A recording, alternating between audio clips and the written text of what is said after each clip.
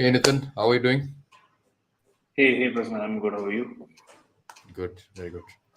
So it's a nice cloudy Bangalore afternoon. I think the weather calls for some tea and Yes, some yes, samosas. yes. I know you're in HSR. Are you near that samosa and chaat place, the Eat Street area? Yeah, there's a couple of spots nearby. So we just got our evening tea delivered at office. So yeah, samosa is missing, but otherwise good. Very good, very good. So today, what we want to do is talk about your journey, building a SaaS business, pivoting into enterprise, and so on. Right. And you also, I think you've had a bit of an unusual journey, different stages in your journey, and trying the US, trying India, and so on. So we'll talk about that as well. And I think one thing that folks in the audience probably would love to learn is how you shifted your thinking from different ICPs and segments, and what challenges you face doing those shifts. And I also think people will learn about would love to learn from you about how you deal with large enterprises and how you scale sales to them. I think one of the critical things about scaling that I've seen again and again is that scaling pricing is something that leads to large outcomes, right? So what you're selling may be kind of similar, kind of close to uh, what it was before, but the pricing Yeah, model and who you're selling to makes a massive difference, and you can scale your business quite a lot doing that, right? correct. So I think this would be the general audience, a general agenda for the audience. So, Nitin, do you want to do a quick intro? Yeah. So hey everyone on the call. I'm Nitin. I'm the CEO at MedPiper Technologies. MedPiper started in 2020. There's me and there's two more co-founders. We are a middle-layer marketplace for. So on the supply side we have healthcare service providers, and on the demand side we have insurers and TPAs and brokers who are primarily what we call payers. So we connect payers to providers, and we drive value there, and thereby take our take rate or our revenue comes when a transaction happens on this platform. And there's three of us. The way we are structured as a team is I have prior experience of scaling supply demand. I've led growth at a mobility marketplace which was in carpooling. So it did not have it was asset light, and had people contributing their own cars.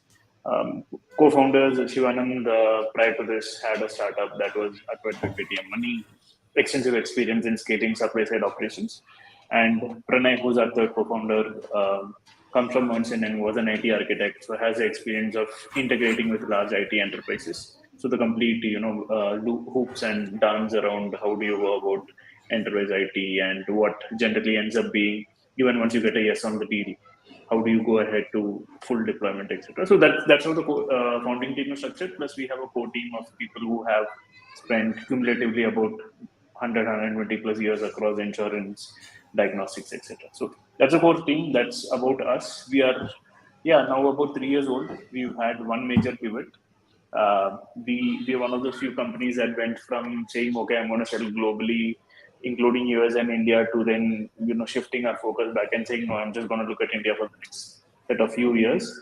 We had B2B2C product very early So, on, so, which so I'll, we, I'll, I'll ask you to yeah, yeah, hold sorry, on yeah. because you're giving everything away, right? Let's Okay. let's get into this kind of slowly, right? So how did you the three of you meet or know each other, or how did you decide to start up? Okay, so me and Pranay, we've known each other since college. So that's 2006 onwards. We were roommates in college. And I think post college, Pranay went on to do his MBA. We were out of sync for a few years. But coincidentally, I landed in 2017 in Bangalore on a job. Pranay landed in Bangalore 2018 as a part of ENY, working for one of his clients. And then we started meeting again. And coincidentally, he also comes from a family of doctors. They have hospitals that they run. So healthcare, and I had done a healthcare hardware startup. So healthcare was a common topic. It wasn't that we will do a startup in that space, etc. 2018, both of us were, thinking around, hey, we need to start up. And I, prior to that, had done two startups actually. And one ended up being a legacy business. The other ended up, we wanted to do, but it was in the hardware space, super hard to crack. So the bug was there early on. And then this time we wanted to be structured and organized. So we did not want to go straight away build products or, say that, okay, this is what we will attack. We wanted to take whatever time it took. There was no cap on it. Take a time to say that, okay, this is a space where we need to get into. We had shortlisted actually two sectors. One was healthcare and another one was fragmented. It's very funny when you think about it. The fragmented textile manufacturers marketplace. So one option on the table was build a middleware for healthcare software. The other option was build a networks equivalent for textile or fabrics from sourcing through the whole supply chain. But because both of us had experience in healthcare, it was much more easier for us in 2019. So about a year we just spent just talking, looking, observing, and not really having any bias of saying what will work, what will not work. Were you still in your jobs or you had quit? Both of us were in our jobs. The benefit was it did not bring. I think that was good for us because it did not bias us into saying, "Hey, we need to get down to doing something there." Right? We could really create an equation that said, "Okay, will this scale in 6 months or 12 months to a place where we are getting salary? We have commitments, and so will that unit economics get to a point where it is equitable for us to do it, right?" So I think that worked in our favor. So about 15 months of research is what we did. And once we logged in on healthcare, 2019 March, then from March to September, again, we spent time only on research. So in healthcare, then the early hypothesis was supply is highly fragmented. But once we created that hypothesis, then it was about where do you start, right? And if you start in these areas, what are your validation? Like, what is the metrics that you want to track? And then how do you say you are validated for this? And if you have done that, then how do you scale, right? What the scaling looking like? Boiled it down to a set of early experiments that we could run. September 2019 is when we launched informally what we called the first experiment or project. And yeah, that ended up showing some success. And eventually 2020 April is when we actually registered a company after we set ourselves two goals. One is that we need to set certain growth metrics, and second is we actually need to see money coming in. And that happened by February of 2020. So then March we resigned, and in April we registered the company. So that's an amazing story, man, because the usual story I hear is we quit, we thought we'll build something, we were trying to figure out, and then it didn't work out and so on and so forth. But you actually had the patience to spend 15, 18 months, getting demand and getting a check before getting a customer before you even quit the job. Yes, but that did not negate us from any of those other pieces still. After we still got money, we were still doing those. Yeah, of course, right? I mean, that's it's not always one and done, but it's a very different approach. Why did you take this approach? Because both of us are burnt our fingers, and I did not talk about Shivanand. So Shivanand, we actually met 2020. So that time Shivanand had just exited his Paytm startup, and one of the most analytical people, and what we like to say is I am probably the guy who's looking at the future, and then we have three people who pull each of us in three different directions. Pranay is a realist that okay, this is what is possible, and Shivanand is a pragmatist that this is what needs to be done to get to any of these places, right? Nice. So as we were sitting around and we were thinking, all three of us realized that we had burnt our fingers earlier. So this time, and all of us coincidentally had done passion startups, and that led us to nowhere. We ended up building Lifestyle. What was your passion startup? Oh, it was in the media space. So it was in we did artist management. We were one of the first few people who bought independent acts in India to digital, social media, etc. But yeah, that just was how much were you as a business. As in, we spent a lot of time. We didn't invest money. So these were three people out of college room starting it. Ended up being a 15, 20 people team. We owned studios, etc. But the dreams out of college were like, okay, we will be, millionaires in 5 years, 10 years. We just ended up working our ass off for 5 years and still barely living. Got it. So yeah, yeah. Got it. So So you guys met. You had already done the yeah, research. Shivanand joined you. yes, This was the first health tech bit that you were doing, right? And yes, yes, yes. can you talk about a little about that journey and how it went and what were you trying to do as well? Right. So today, in hindsight, what we realize is also in our journey is you're basically writing a set of problem statements. So the first problem statement that we wrote when we got the first validation was the basic hypothesis was supply is constrained, demand is large, you need a middle layer who can give that pipeline, and transaction will happen, and you can take a piece and take value, right? Once we had that first early set of validations, we boiled it down. We boiled it down to saying, fine tuning it a little bit more of saying, in healthcare there is consultations, there's diagnostics, there's Yeah. medicines, and there's wellness, and then in each of these areas, these are the gaps. For us, I don't know if it's serendipity or it happened at that point of time. COVID was picking up, and we coincidentally started with aggregating doctors in September 2019, right? Got it. So by March, April, what ended up happening is some of the largest virtual health platforms in India started reaching out to us. Till that point, we had aggregated doctors, and we were doing this thing called locum, where hospitals would want to have consultant doctors on an hour basis or half a day or even up to 30 days. And suddenly we realized that digital health platforms are coming to us. And from a technology standpoint, we were like, there is a possibility where, instead of letting doctors directly engage, we could capture them on a platform, give them out as APIs, right? So, and that's felt very smart. So, we are a virtual health platform. You just plug in our APIs and you get access to pan India doctors at any point of time. And COVID first year and second year, it actually worked very well for us. But as we were doing it, um, somewhere between the first wave and second wave, we realized certain platform behaviors that were starting to take place. A lot of these doctor consultations were extremely discounted. So order values were not great, right? Got it. As much as you had scale. And the second piece was traditional doctors were still going back to offline if they could, even if it's like for 2 days, they would go offline and then come back, which meant that younger doctors were the doctors who are always available, and younger doctors are, command lower order volumes and lower trust factor. We realized that if you're building a platform, that network effect wasn't really being created, right? Got it.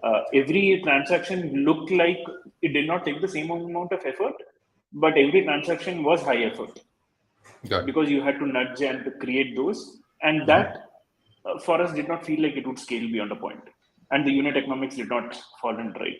So that's where we started looking like, okay, we have created the hypothesis statement, we have built the solutioning around it, early traction is there, but now what do you do, and how do we refine this further? So Got it. And so around that time, I think you joined YC as well, right? So when was that? yes. Uh, Practitioners as an API, like getting access to healthcare providers and caregivers is a global problem.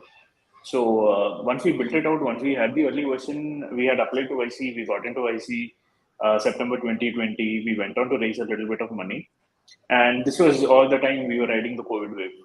I think one of the lucky things that we did is we were a little stingy about how much equity we gave out. So we could have, yeah, we raised a safe note for a safe value that we thought was okay for us because we are still Got experimenting and we didn't want to be in a place where 6 months later we realize that, oh, what have we done, right? Or and we have seen in other startups that too much capital is a problem, and you're running 500 experiments instead of 5 experiments, and then nothing works out.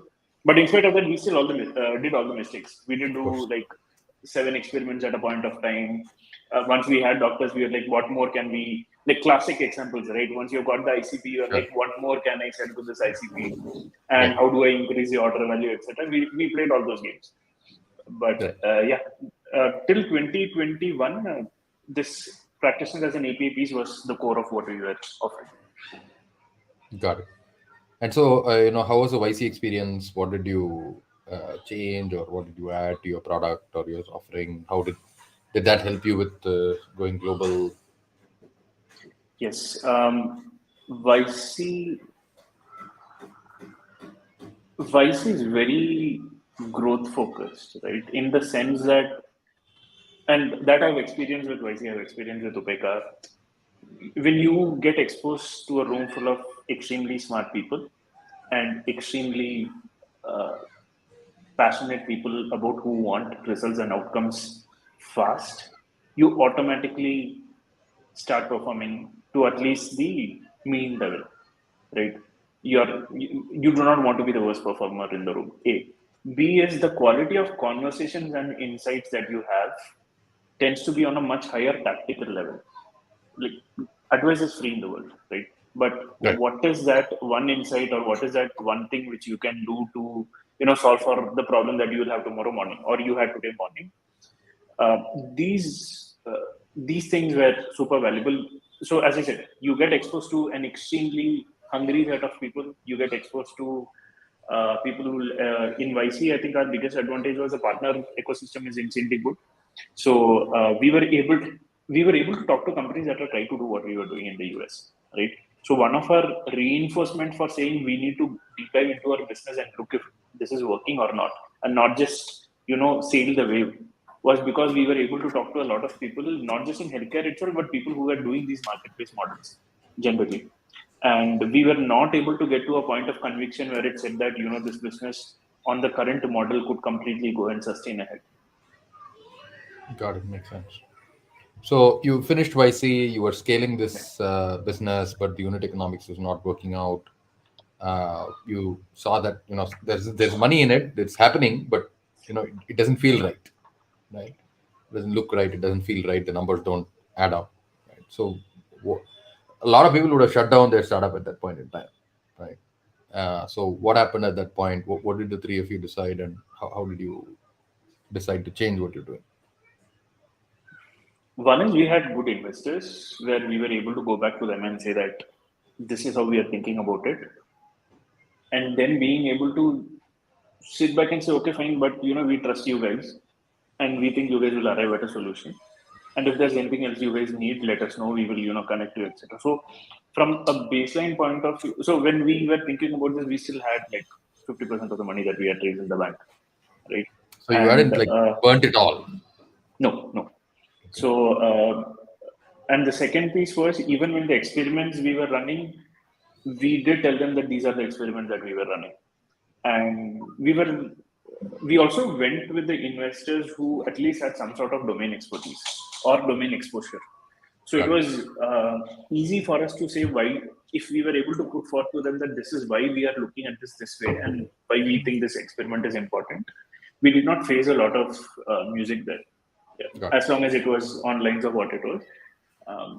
And then the problem was internally, I wouldn't say problem, then the challenge was internally within the team, right? Early days, once you start running experiments, it is super confusing for your early team Yep. because sometimes some days the team would be like, this founder just said something last week and this week he's coming in and saying this, right?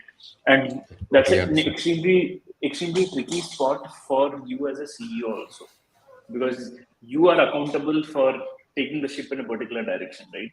You need to hold everybody tightly onto that ship and you need to tell them, look, I have a sense of direction and I know I am going in this direction. And then you can't keep flipping the pages at a rate that you feel is convenient. But we did have some people who had a clash. We had very tough but open conversations with them. But a lot of our early people, team people, stayed back. They believed that we would be able to crack this because the early hypothesis was still true. It's a fragmented market and things had to be solved for, and there was value for the taking. The question was, how do we find it? How much time does it take? And where do we eventually land it, right? And as long as the experiments were low cost experiments, we were very confident internally that we'll be able to crack the problem. It was a question of time and a question of getting there without sustaining till we get there. Got it. So you were not under money pressure because you had been efficient with your spend because you had been burnt before with your businesses. We could have been more efficient after we got into Upekkha. We realized that, but yeah, Sure. we were not super. We were not throwing away the money into a dump fire. Yeah. But yes, Yeah. I mean, I think that's critical, right? That awareness is critical. Too many founders, get the money and start spending it. Yes, Then it goes very fast, right? correct, Really, correct. really fast. And so because of that, you were able to kind of take a step back and say, hey, this particular thing is not working. But in the same domain, obviously, there are healthcare is huge, a lot of problems. We can find other problems, right? So how did you come to the next problem in this journey? You've So already there were demonstrated two. that you did your research, right? So Yeah. you did your research, you found something, it didn't work out when you tried it. So what is this Yeah, process there of were setting two that? options that were available to us. One, not options, based on what we saw were happening on internal data itself.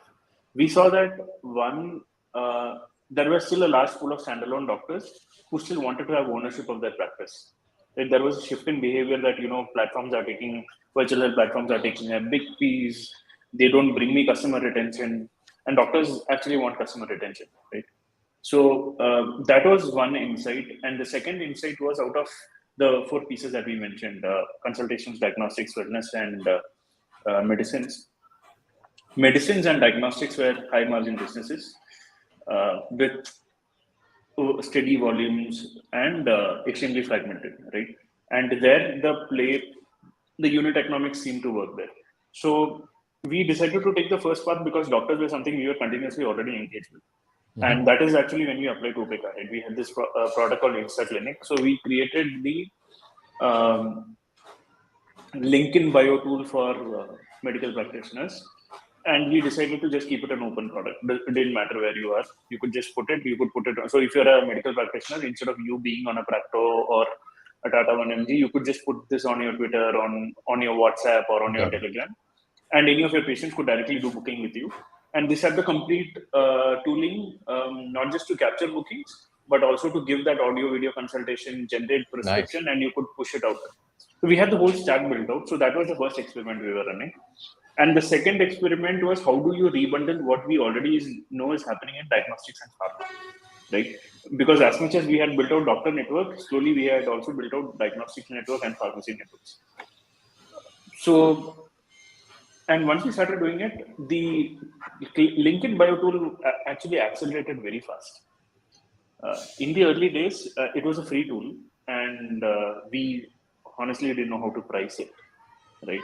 And my application for Upekkha was actually that Yeah. okay, we have built a tool.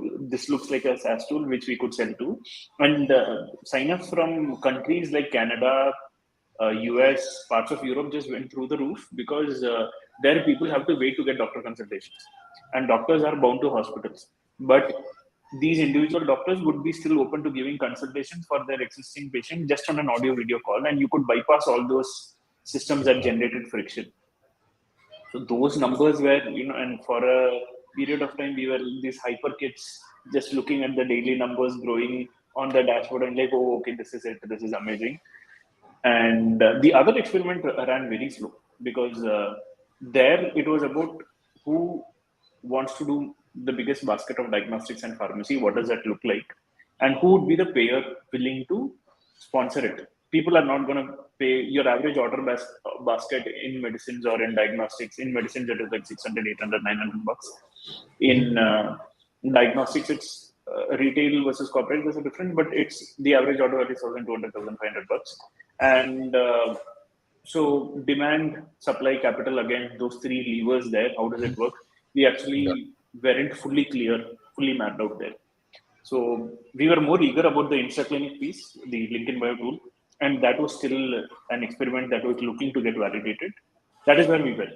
And we decided that everything else stops if it is going to be, if the company is going to go further, it is going to be about this. So we shut down 5 product lines to focus only on this one product and this one hypothesis.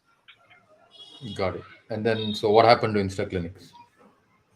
The numbers are good, but numbers mean nothing if it doesn't convert to transaction values on the platform. What we realized is, and it's very easy to bypass, right? You have a payment gateway integrated into it. Your transaction fee or your take rate is on the payment gateway, but a doctor could just offer a coupon code for free, and then he can charge.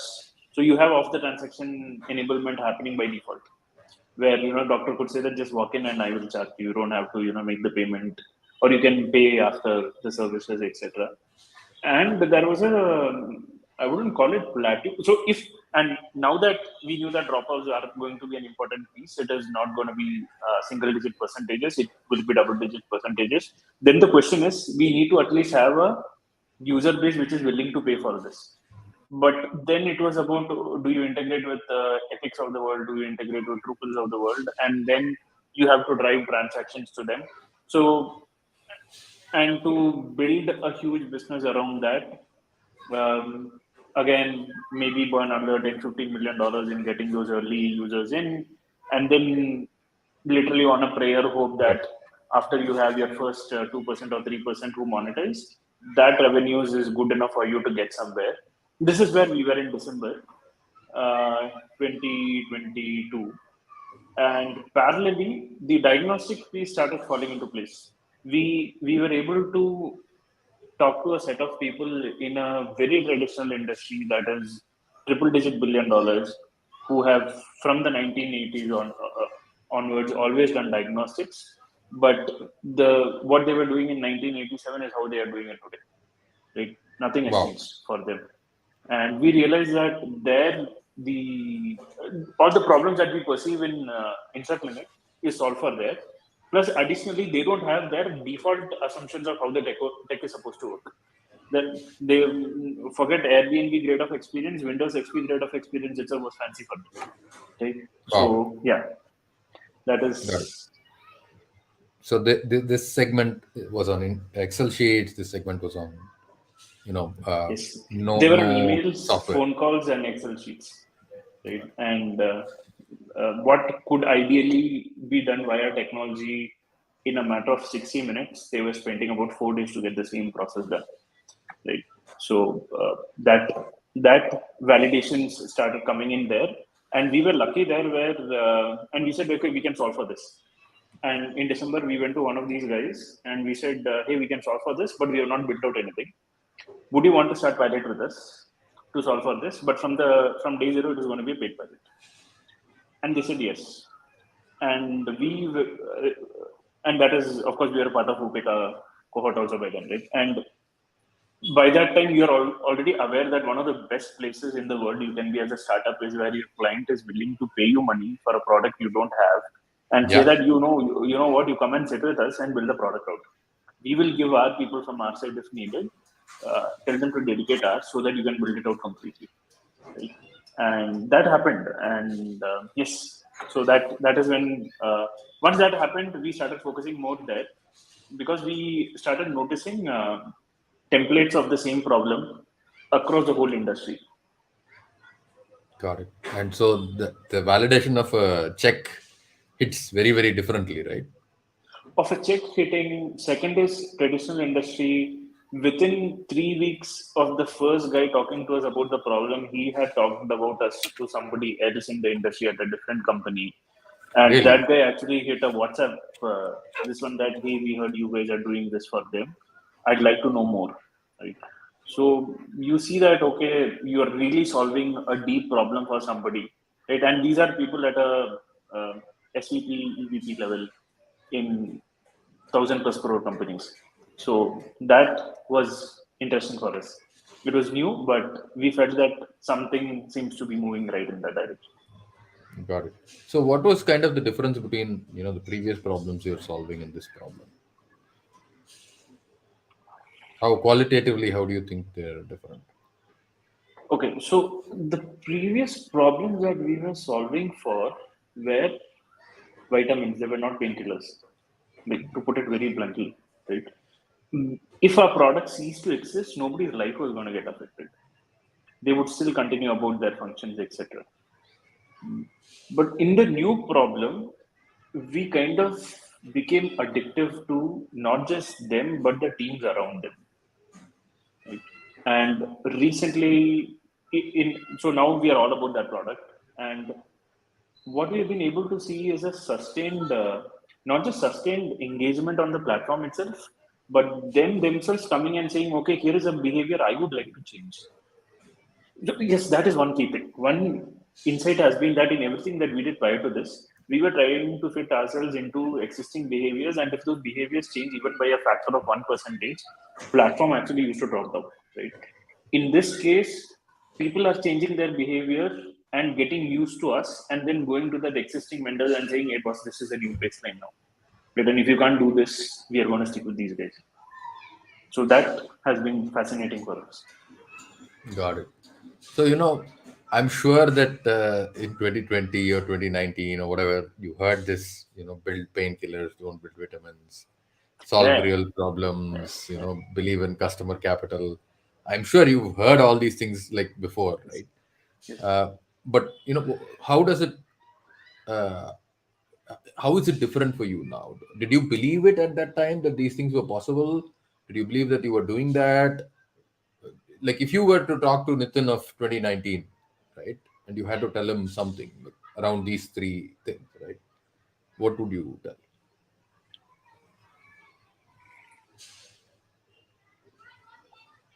So the hypothesis that we had at that point of time, it is still true, but the solution that we had wasn't the best solution to build a business there, not to solve the problem.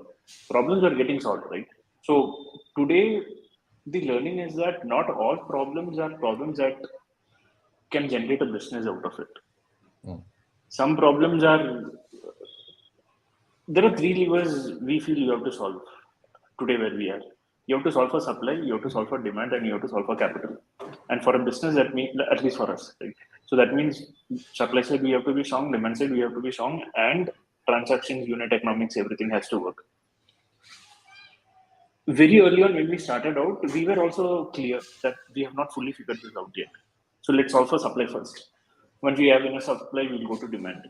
And we were open to the idea that, and honest about it, that this is iterative. This is not us saying that this is what we are going to be about. Mm-hmm. This is going to be a continuous journey of getting to a point where here is a sizable business to be built around because the TAM is large enough. And that is where we will say that, okay, we have arrived and therefore now focus only on doing this. So yeah, to the old Nitin, I would just say that, okay, keep digging further because you will eventually get this. Nice, very nice. And we are all smart people. Accelerators help people with, like, what internally within MedPiper we call you and Shekhar, Rajan, or be it the partners at YC, etc. Talk to people with jungle knowledge. You guys have seen a lot of startup. You have seen a lot of errors being repetitively made, so that a lot of the errors are not new to you. Right? And it is very important that you talk to these people as sounding boards, because you don't know what your blind spots are, and you will need people who have seen those blind spots to throw them at you. Got it. So, in terms of your customers working with you, right? Earlier to now, what's the kind of difference that you see in how customers work with you, or behave with you? Or... Earlier there were a lot of product requirements that used to come in which would not translate into additional revenues or additional volumes to us. Right? Today it is very straightforward. If the customer comes to us, we know that it is either going to make their day better and drive more value on the tooling, therefore giving us more capture of that market. It's a much more streamlined, straightforward equation. Got it. From a very high school point of view, today is a place where we have LHS equal to RHS, still another complete inequalities only. Got it. Got it. So when you look at your customers today, right? What do you think is a customer testimonial that you've gotten that really makes you feel like, hey, this is working? I mean, anything that a customer Okay. says or does that gives you that Recently, the conviction. biggest testimonial we got was, this guy is a VP at one of the largest insurers in India, and he said, and he made his bread and butter in underwriting and claims. He started with sales and then grew up the ladder. Uh, 37 years in the field, and he said, if MedPiper was there 37 years back, I would be a VP 20 years back. It wouldn't have taken me so much time. And we thought this was taught in college. So there is an MBA in insurance. where they teach you the basic tools and structures. He's actually recommended us to be taught in some places now, where Wow. that's So I So, think so you're that going to that be has part been of an an MBA amazing. curriculum.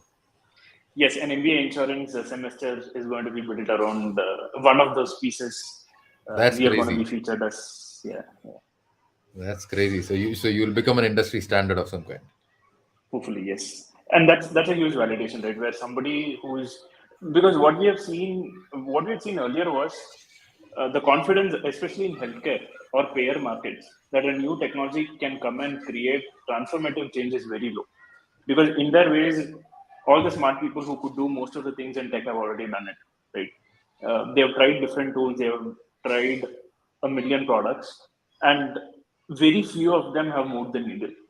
Not that they haven't, but out of the basket of let's say 1,000 products that go and pitch to them in a year, five hardly move the needle for them, right? And for them to say that this is something we wanted 10 years, 15 years back, and we are going to now retrain our teams on this.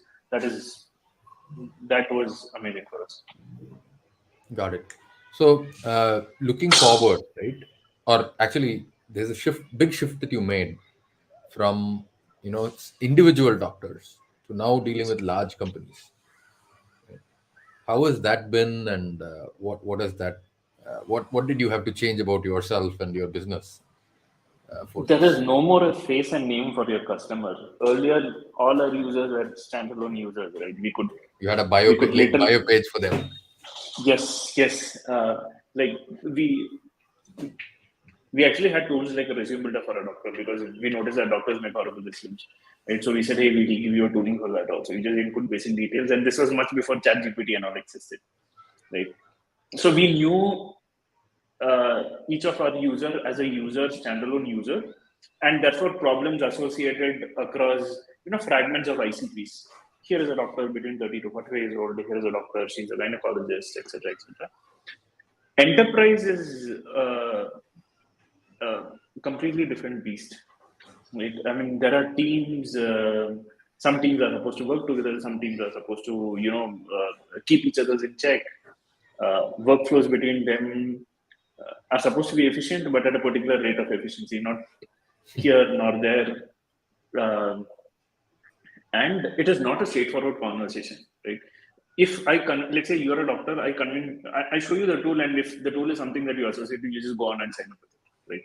From a sales point of view also, and adoption is fairly equivalent. I see that you're using it daily. Yes, it works for you, but in enterprise, once we have solved the value prop, then adoption itself is a maze which we have to go through and solve for. And once that is solved, then it needs that it's like cradling a baby. You have to be there. You have to ensure that no all those pieces are moving at the right rate that the enterprise wants it to have. Right. Of course, you have its advantages. You know that enterprise customers, once you're integrated into their workflows, you're like oxygen for them. Whereas a standalone doctor might just one day wake up and decide that I don't want to be a standalone practitioner. I'm going to just pick up a job, right? And then suddenly drop off of the platform. So on scaling it's a step function on enterprise versus it's that a curve on your B2B2C side. But the biggest key difference is this: you have much more conviction that of unit economics and revenues, as well as your churn is much lesser, right? You know that this, as long as you keep you're on your top game, your ops are working perfect, your tech is working perfect, your support is working perfect, your clients are going to love you and always stay with you, which might not be true for the B2C or B2B2C side. Got it. So how has Nitin changed in this process? Interesting.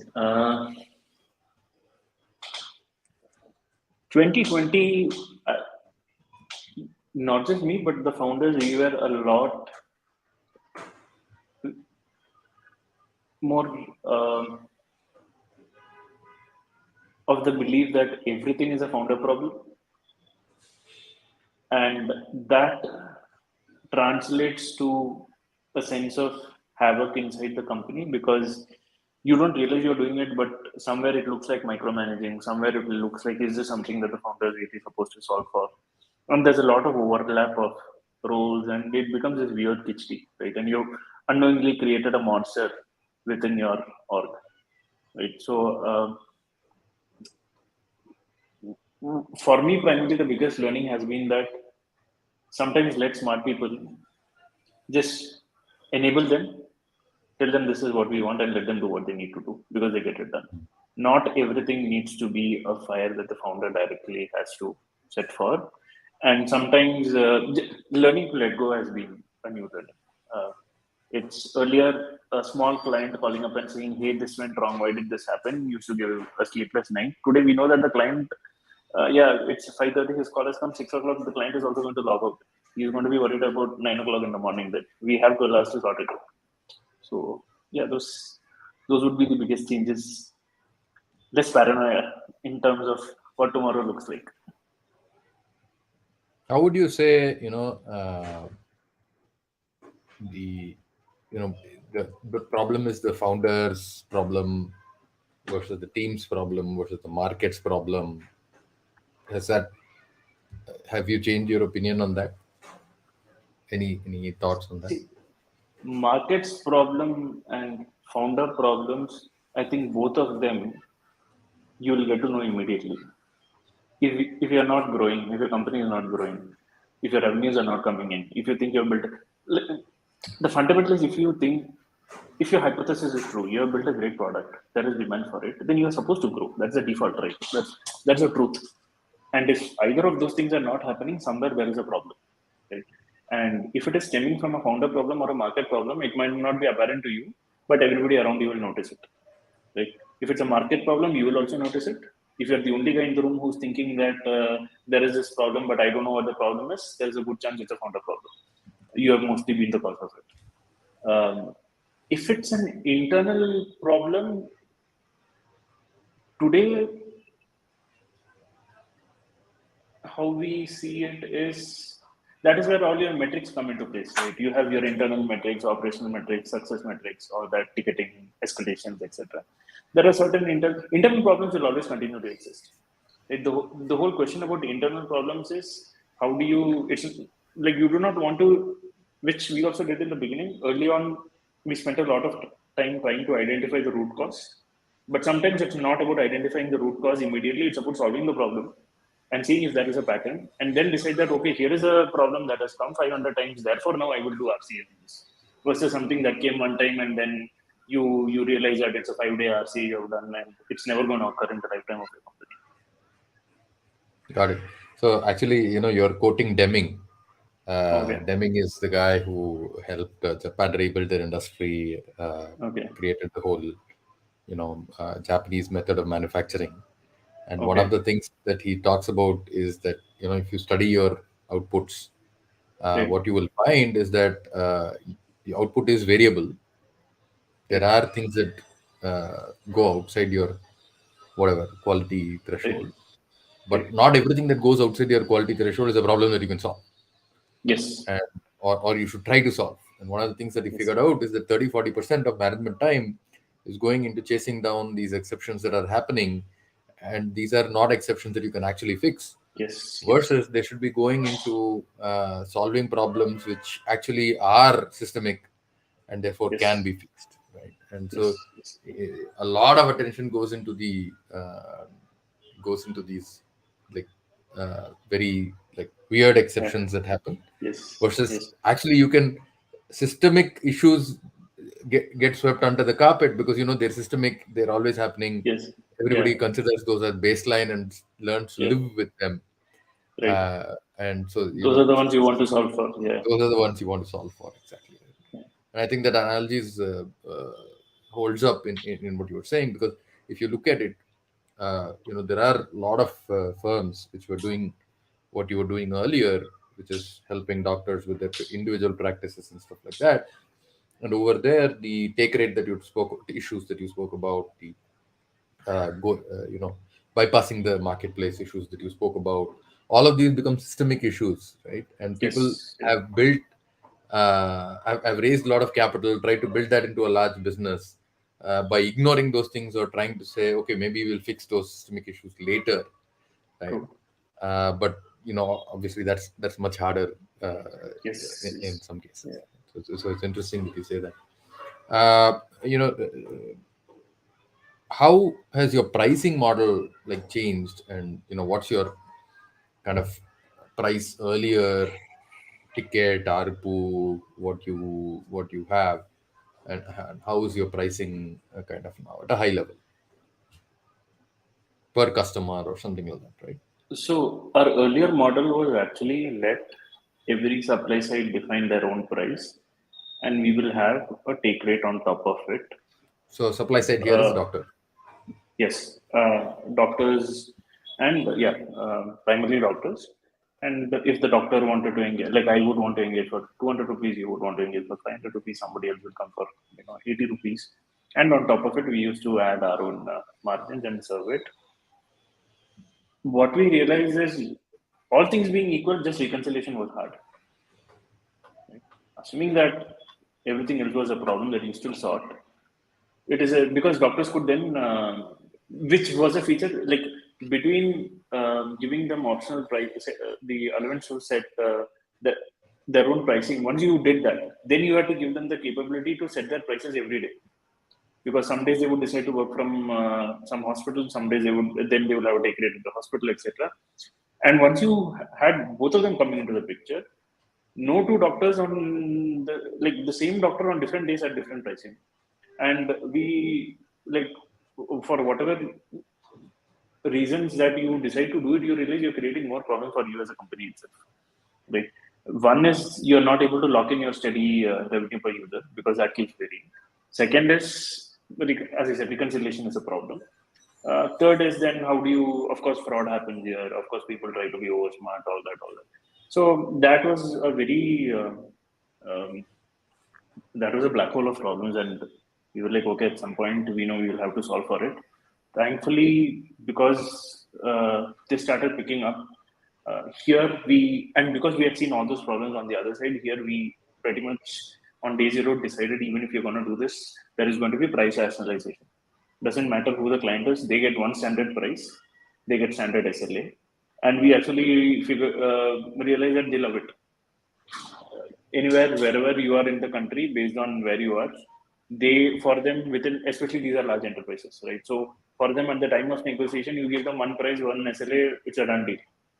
And for you now, you know what your revenues look like. And based on that, you can go back to your supply side and go back to your numbers, look at the math of where your orders are coming from, lay it out, and then distribute pricing partnerships accordingly. Got it. So earlier, in the earlier model, what would your largest customer have been from a price perspective? Annual Oh, annual largest would have been, or monthly, whatever. because we were charging like uh, for example, if a virtual health platform used to sign up a doctor, we wouldn't calculate billing from a virtual health platform side. We would say that so many doctors for each doctor, this is what I made. We would have made for US we would have made $16,000 to $17,000, but for India we would have made $4,000 to $5,000. That's Got it it. per doctor. Per doctor. Right. And of course, the unit is per doctor and for in that model. Yes. So today it's per insurance company or per customer. Yes. That way. Today for us So per account, it would range anywhere from $200,000 to 3 million, 4 million, depending on the insurer. got it. So that's a huge jump, right? So are Yes. you able to? How does that change your cash flows? How does that change your how you run the business? So when we went with this pivot, we also we took a fair amount of advice from you. We also talked to some other people in the industry, and we decided that if we are going down this route, in the older model, we were pretty much collecting payment after services were rendered. In the newer model, at least have some cash flow positive business where we could still charge after services, but when you paid up to supply, have at least a sizable delta, right? So today we charge on a 30-day basis, we pay out on a 45-day basis. Plus, in some accounts, we maintain float with them for a pre-committed volume. So we know that if a particular account has generated over a quarter so and so volumes, we ask them to pay upfront for that, and it's a wallet that keeps getting deducted based on it. So from a cash flow point of view, service, it is still consumption based, but we already book it, and realization happens as consumption happens. Fantastic. A lot Which of would people have may not not been know. possible in the other model. Yeah. Got it. So a lot of people may not know, but Amazon, for I think probably still and for a very long time, the way they financed their operations was that they would get paid by the customer on the day Right. the customer on the website buys the book, but Right. they would have 90 days to pay Yes. the Yes. Yeah. Yeah. distributor. Vendor. Yeah. Yeah. Yeah. And Same. so DMart also does the same in India, no? But at a true. much faster pace. But yeah. Yeah. So and that is the magic of that is hard to explain to people who don't get it, right? So one thing I want to talk about is you were thinking about raising capital sometime in November, December. I think we had a couple of conversations. Yeah. Yeah. Uh, how did the enterprise thing playing out and your capital raising plans? How did that work out? And what are your thoughts now about raising capital? That is so. Today we don't think about raising capital the same way we thought about in December, and that primarily happened for two reasons. One is the school of thought that we were used to was you raise capital to discover what you go and it's not per se for takeoff, it's actually to realize where you go and land, right? And then you raise further capital to figure out what happens from there. uh, One of the first, and what that basically does is you play very cheap on equity, What does that and mean? then your whole founder functionality goes for a toss, right? Optionality goes for a toss. You have diluted so much that at some point it's less of your company and more of your investors' company. And now there are these noises which you cannot ignore. Why don't you try this? Why don't you try that? So you might end up raising a 5 million, but 2 million will be an experiment that you're running to please the person who gave you that 5 million, right? So two takeaways for us primarily during that phase of pivot, plus the fact that we got exposed to we didn't even know value SaaS at that time, right? And once we understood the basics of that, then it was like until the time we know that this is working, do not fundraise. Actually figure out a way where you can get your client to pay for you, and think of fundraise primarily as a growth uh, capital. And if it is not going to be growth capital, avoid it as much as possible, right? If you can try to find out your customer, because at the end of the day, that is what you're trying to do to build a business also, right? You at some point want somebody to pay for your services. Here you're just accelerating it and ensuring that it happens earlier, so that then all your other problems don't exist. Once you have paying customers and once you have recurrence there and once you see cyclicity there, then you now have much more confidence to go out into the market and say that, okay, now the capital I'm raising is, I already have bookings or I already have a pipeline, and now I want to capitalize so that I can serve them. Got it. That would So when not you have look at happened pre-pivot. Yeah. So now when you're looking at this model, right, of using capital as growth, as rocket fuel or whatever it is, right? How do you see like where you were in Jan to where you are now, right? How has it played out? And what do you think about uh, what you'll be doing next? How are you thinking about that?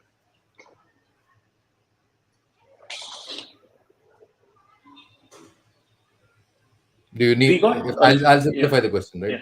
yeah, How much capital do you think you need to get to, say, 100 crores or 200 crores in revenue earlier in January, right, or in right, December, right. versus now? How much external capital do you think you need to get to 100 crores or 200 crores? So in January, I would have answered this question with a number. Today, for us, this is a question of time. It is not about money. I will still hit my 100 or 200 crores in 18 months or 24 months. Or if I go and fundraise uh, sometime over the next 3 months or 6 months, I will hit that in 12 months also.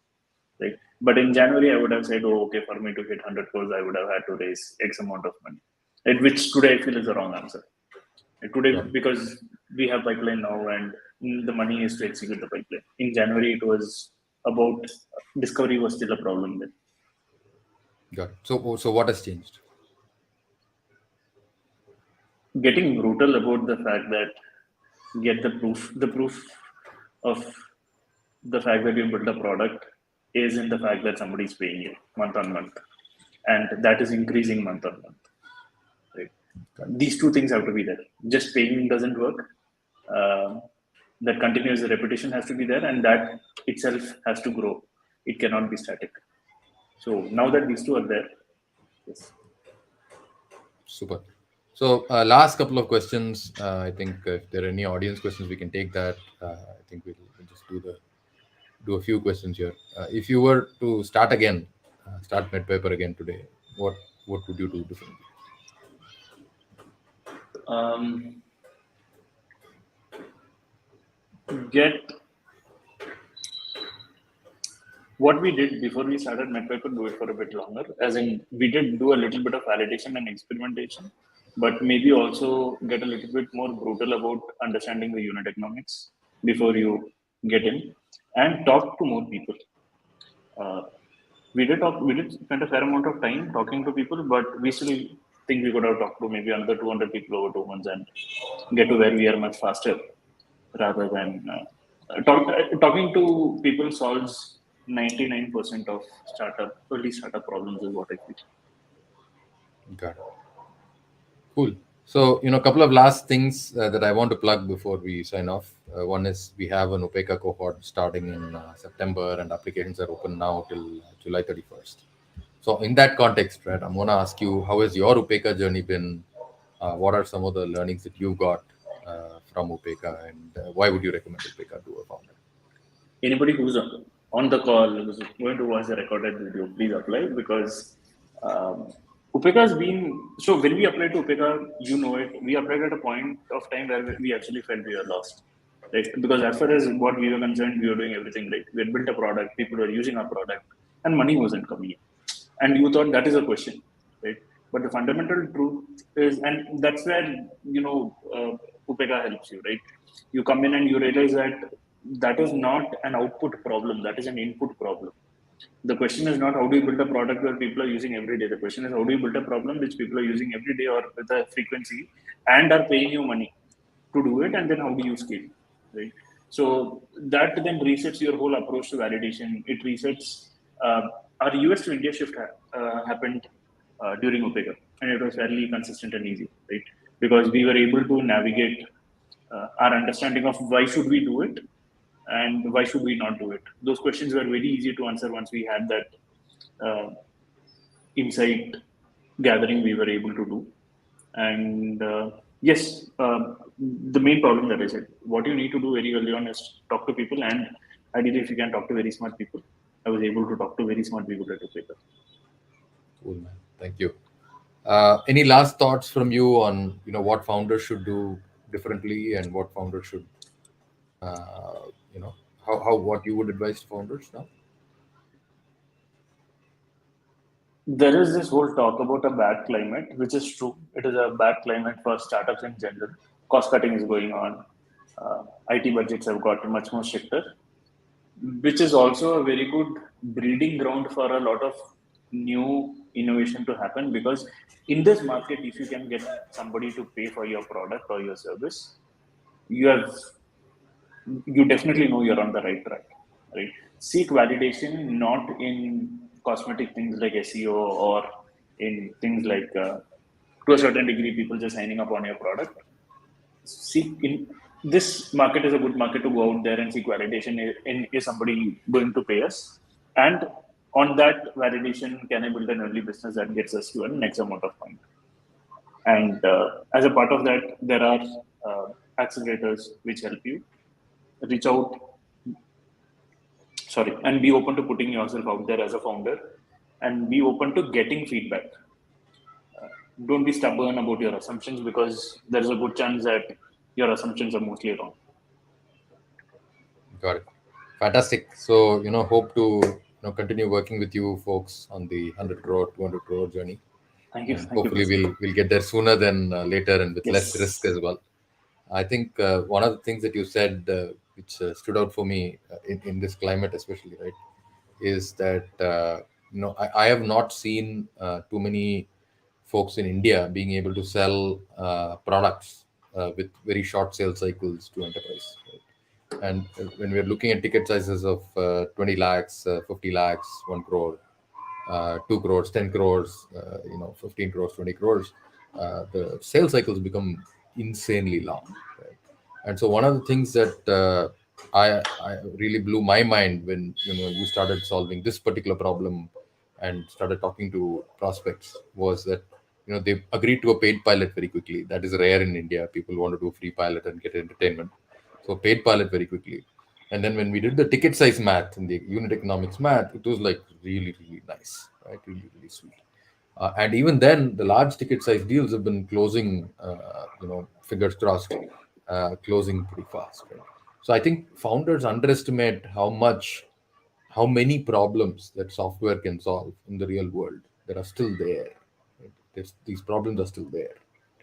I think before December or before November, if somebody had told you that hey, these large enterprise companies would have a problem that's costing them hundreds of crores, if not thousands of crores, and they're not doing anything about it, they're not solving it, you would probably wouldn't have believed it.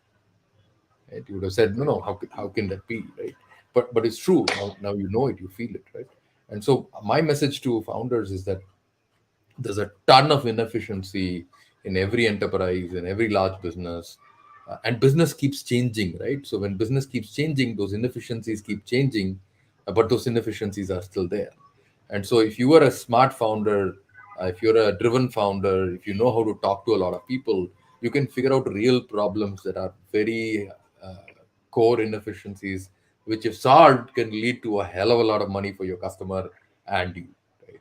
And I think this is a great climate to find those problems, because today it's like a typhoon, right? It's like blown away. All the surface level problems are gone. Nobody's going to spend money for that. So today, if somebody spends money with you, if somebody does a paid pilot with you, it means that it's a real hard problem that they have to solve to survive or to thrive, right? And of course to thrive. So I think that's a fantastic message, and I think that's a fantastic place for us to leave everybody on. Today, if you can solve a real problem for some business, you probably have a great business, right? And hopefully you'll apply to Upekkha and you can join Nitin and ask him more questions one-on-one at one of our socials. So thanks, Nitin. Great having you here. Thank you, Prasanna, and all the best Sure. to all the people applying to Upekkha. Right. And I hope everybody can adjourn for some tea and samosas on this fantastic Bangalore afternoon. Bye. Thank you.